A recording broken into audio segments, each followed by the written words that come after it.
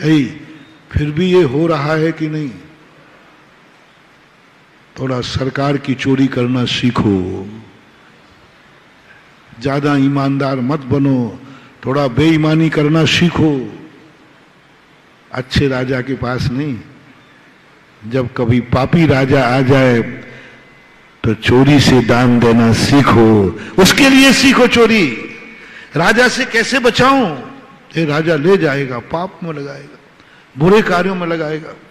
अभी हमारा पैसा, अभी पूज्य गुरुदेव ने क्या एक बहुत अच्छा अभियान चलाया था, सफल नहीं हुआ। अरे जैनियों, सबसे ज्यादा जैनी पापी हो रहे, सबसे ज्यादा हिंसा जैनियों के द्वारा हो रही, सबसे ज्यादा मुर्गे, अंडे, मछलियां जैनियों के द्वारा मारी जा रही। कैसे? सबसे ज्यादा बैंकों में पैसा किसका है? बोलो। और बैंकों में जो तुम पैसा जमा करते हो, सरकार लोन पर किसको दे रही है? पोल्ट्री फार्म को, मत्स्य उद्योग को, आदिवासियों को जाल के पैसे दे रहे। अभी बागड़ में गया, सरकार जाल बांधती है हिरणों को फंसाने के लिए। क्या बोलते वो सरकार? सब्सिडी, क्या बोलते? हाँ, कुछ देती है जाल बांटने के लिए। गरीबों को जाल बांटे जा रहा है सरकार की तरफ से। मैं देख के दंग रह गया। जाल, मछली मारने वाले की बंसियां, जाल बांटे जा रहा है सरकार की तरफ से। पोल्ट्री फार्म खोले जा रहा है सरकार की तरफ से। मुर्गी पालन होता है ना, इस पर सरकार करोड़ों रुपए की सब्सिडी देती है, करोड़ों रुपए की। और वे करोड़ रुपया कौन देता? बैंक। और बैंक में पैसा किसने जमा किया है? बोलो ना, आपने। आप तो बच गए, बचे नहीं हो, फंस गए। शेखावाटी में जब मैं गया, वहां लोग बकरी का दूध पीते, घरों में बकरी थी। बकरी का दूध बुरा नहीं, अच्छा माना जाता, गाय से ज्यादा पवित्र है, शुद्ध है। इसके दो दोष हैं। पहला दोष है कि बकरी यदि रखोगे तो बकरी का क्या करोगे? बकरा की क्या करोगे? बकरा तो कटेगा। दूसरा, बकरी का दोष, बकरी का दूध पीने वाला हमेशा उपकारी का नाश करता है, हमेशा किए किराए पे पानी फेरता है। बकरी का दूध पीने वाला व्यक्ति नियम से जिसने उपकार किया उसी को मिटा देगा, बर्बाद कर देगा। क्योंकि बकरी की नीति है, एक मुहावरा है राजस्थान में, छाणी दूध तो देवे लेकिन देवे मैंगनी करके। छाणी यानी बकरी, बकरी दूध तो देवे लेकिन देवे मैंगनी करके। जब वो दूध देती है उसी समय वो मैंगनी करती है, यानी दूध में मैंगनी गिर जाए, तेरे कोई काम नहीं आ पाए। ये है छाणी दूध तो देवे, देवे मैंगनी करके। मैंगनी यानी वो मैंगनी बोलती है, लेडी लेडी। और वो करेगी नियम से, और इस ढंग से करती है कि दूध में गिरे जिससे तेरे काम ना आवे। इसलिए बकरी का दूध जैनियों के लिए वर्जित है, सज्जन पुरुषों के लिए वर्जित है। क्योंकि उसका दूध पीने से तुम्हारा बेटा तुम्हारा ही नाश करेगा। और देख लो, जिस कौम में सबसे ज्यादा बकरी का दूध पिया जाता है, उस कौम के संस्कार क्या है? बाप को मार के बेटा राज्य करता है, हमेशा अपनों का दुश्मन होता है, क्यों रिश्तेदार नहीं होते, किसी के प्रति वो कैसा भी भाव करता है, क्योंकि बकरी का दूध पीते हैं। और बकरा कहां जाएगा? तो वो कहते हम तो अपना बकरा नौकर को दे देते हैं। देखना बनिया कितना होशियार है। हम तो अपना बकरा नौकर को दे देते हैं, हमारे यहां जो नौकर हैं उनको दे देते हैं। मन की तुमने पता किया नौकर कहां ले जाता है? कि महाराज क्यों पता करें? क्योंकि वो तो नियम से कसाई के पास गया है। कहा भी है ना, बकरे की अम्मा कब तक खैर बनाई। क्या करोगे? इसी प्रकार बैंक में पैसा रखते समय आपने देखा कि आपने कहा कि मेरा पैसा पोल्ट्री फार्म के लोन पर मत देना, और आज सबसे ज्यादा पैसा लोन पे जो जा रहा है मांसाहार के लिए बहुत बढ़ावा दिया जा रहा है, बहुत बढ़ावा दिया जा रहा है। बूचड़खाने जो खुल रहे हैं, सरकार का करोड़ों अरबों रुपया जा रहा है, इनकी हिम्मत नहीं खोलने की। सबसे ज्यादा बूचड़खाने पर 100 सिटी, सबसे ज्यादा पोल्ट्री फार्म पर, सबसे ज्यादा बंगाल उड़ीसा में मछली मारने वालों को खूब पैसा दिया जाता है। और पैसा वो जब जा रहा है आपका, पूज्य गुरुदेव ने कहा था, जैनी लोगों अपना जैन बैंक खोलो, जैनी बैंक में जमा कराए और लोन दे ले तो जैनी को देवे, कम से कम पाप से तो बच गए। मैंने गुरु जी की सोच पर उसी समय 5-7 साल के पहले की घटना है, बहुत खुशी। मैंने कहा धन्य है गुरुदेव, आपका इतना बड़ा सोच, इतना बड़ा सोच। और ये बोलो हो रहा है कि नहीं हो रहा है। और आप जैनियों का बैंक में पैसा लौट करके जैनियों के पास कितना आता है, जैनियों का टैक्स का पैसा लौट करके सरकार के द्वारा कितना वापस आता है। सबसे कम सरकार सहायता करती है तो जैनियों की, और सबसे ज्यादा टैक्स देता है तो हम 0.45% हैं और टैक्स देते हैं 24% भारत का। कहां जा रहा है वो पैसा? हमारे दुश्मनों के पास, जो जिन धर्म द्रोही हैं, जिन धर्म विरोधी हैं, जो हिंसक हैं, उनको हमारे पैसे से बढ़ावा मिलता है। क्यों ना हमरा खुद का बैंक खोले और खुद के गरीब जैनियों की सहायता करें। कम से कम भाई का पैसा भाई के पास रहेगा।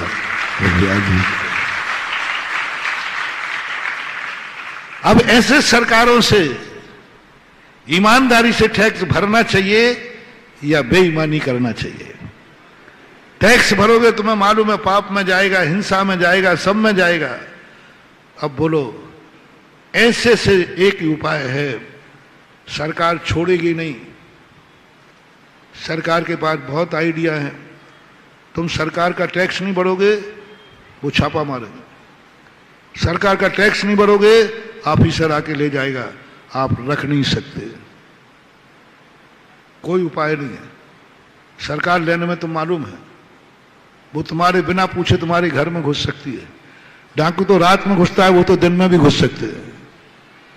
और पैसा तुम्हारा जाएगा सरकार के पास, टैक्स में जाएगा, जैसे भी जाएगा, और वो पापों में जाएगा।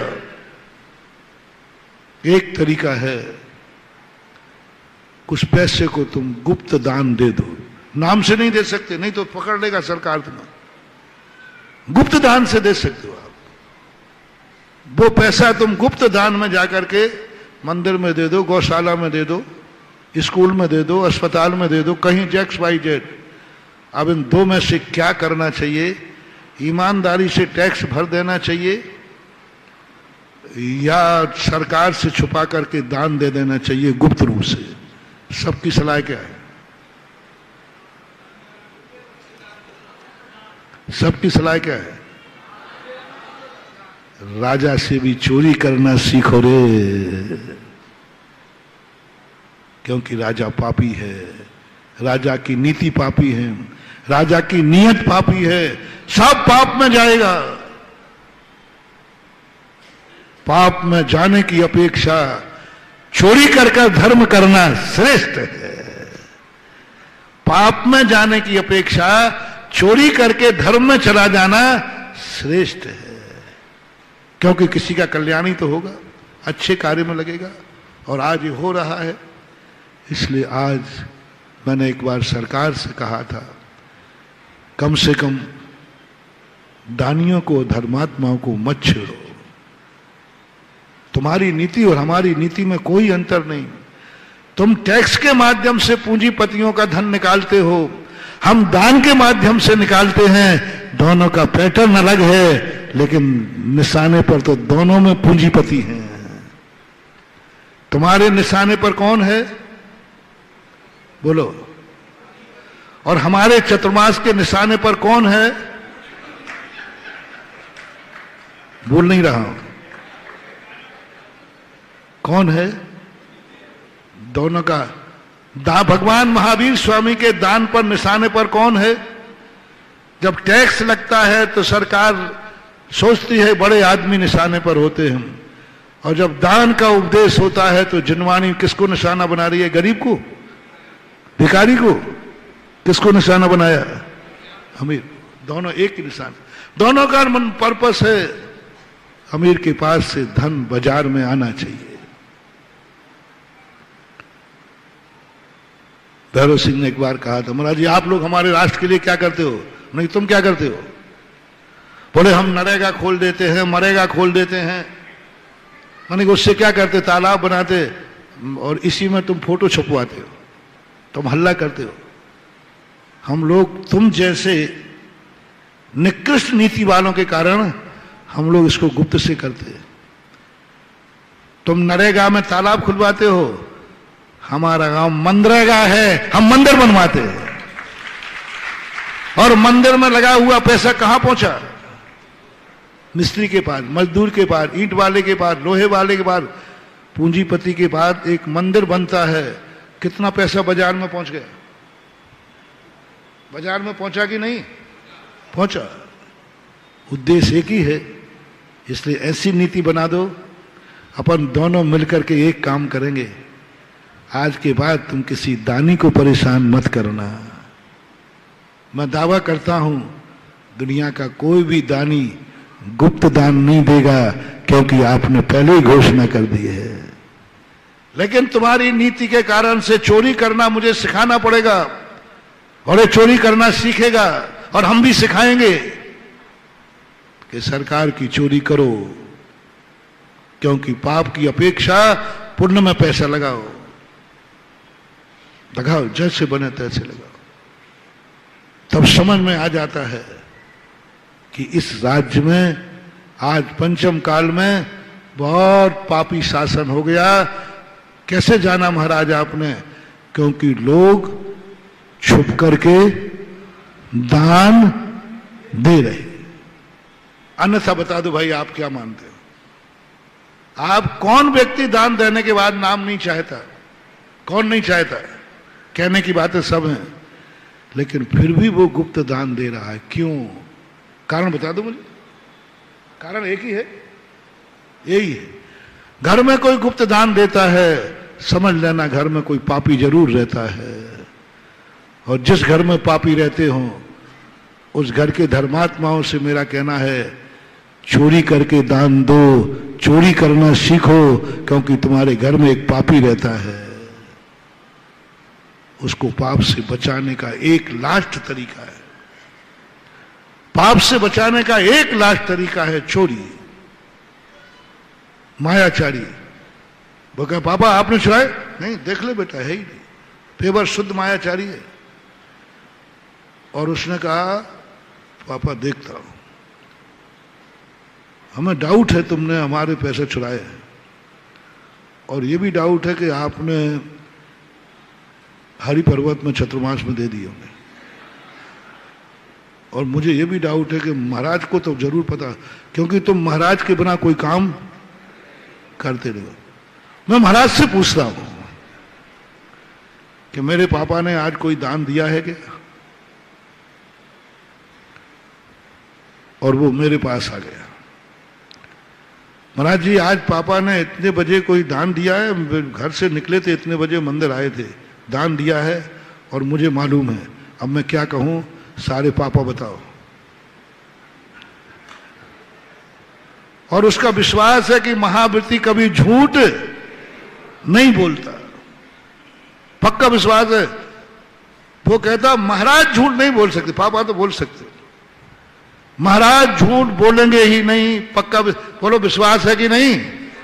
जोर से बोलो। हाँ, वो भी कहता महाराज तो झूठ नहीं बोलेंगे। अब मैं क्या बोलूं? यदि हां बोलता हूं तो बेटा तुम्हारा सिर फोड़ देगा।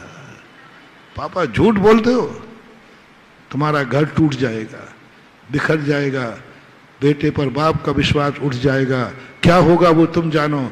मैं कह दूं हाँ लाया तो था। बोलो सत्यवादी हरिश्चंद्र बन जाऊं या झूठ बोल दूं? मेरे व्रत की चिंता करना, बोलो झूठ बोल दूं या सत्य बोल दूं? आज पता नहीं ऐसे ऐसे अजूबे प्रश्न आ रहे हैं। झूठ बोलूं कि सत्य बोलूं, ये बताओ महानुभाव। तो मैं अपने सत्य व्रत को खो दूं?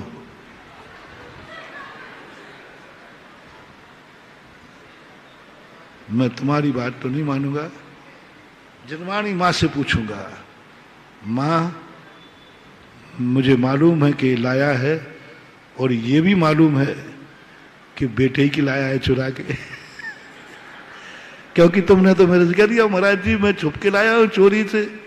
वो जब तक बाथरूम गया मैंने बैग पार कर दिया और दौड़ के, ये मुझे मालूम है।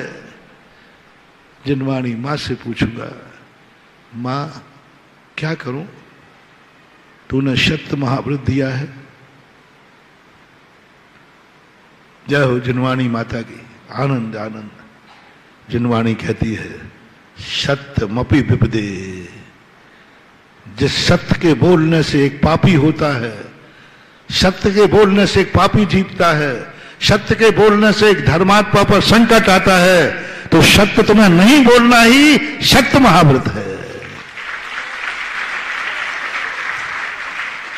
सत्य नहीं बोलना ही महाव्रत है। सत्यमपि विपदे, गजब का सूत्र है।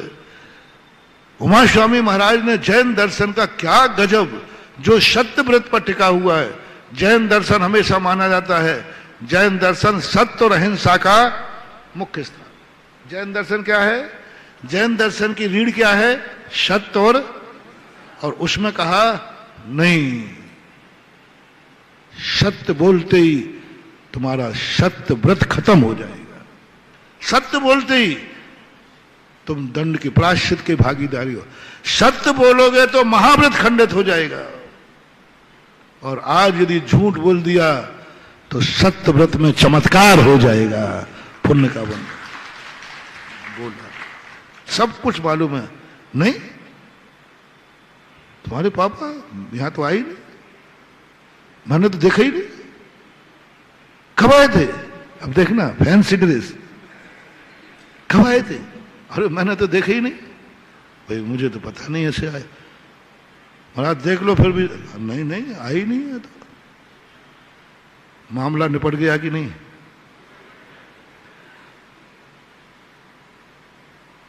हमारे शास्त्र में ऐसी कहानी आती है। एक कसाई गाय के पीछे दौड़ रहा है और गाय बहुत तेजी से भाग।